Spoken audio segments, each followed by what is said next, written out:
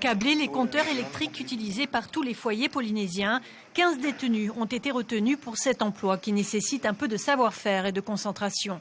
Grâce à la convention signée avec EDTNJ, ils pourront toucher 70% du SMIC. Oui, c'est vrai, je le remercie. C'est beaucoup ça. Gagner un peu de sous aussi. Oui, gagner beaucoup de sous. Et pour la maison, pour soigner aussi de la famille, avec l'argent que nous, on a été gagné.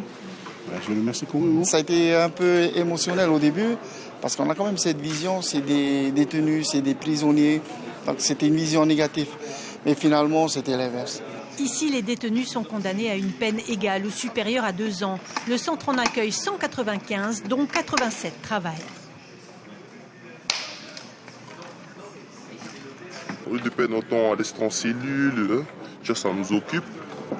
C'est déjà un bagage en plus pour notre sortie. Vous pensez que cette formation sera utile dehors?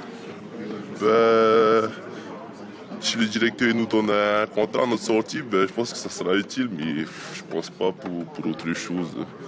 La question est en effet sur toutes les lèvres. Une embauche est-elle envisagée à la sortie par la société privée?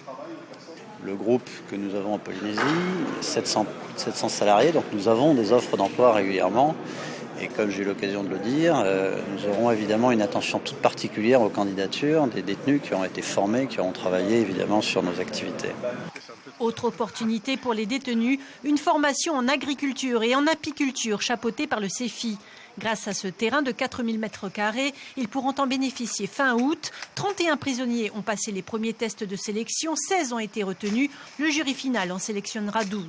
Ils récupèrent un pécule qui leur permet d'aider leur famille, de rembourser les parties civiles et aussi de préparer leur libération puisqu'on met une partie de leur pécule sur le compte de libération.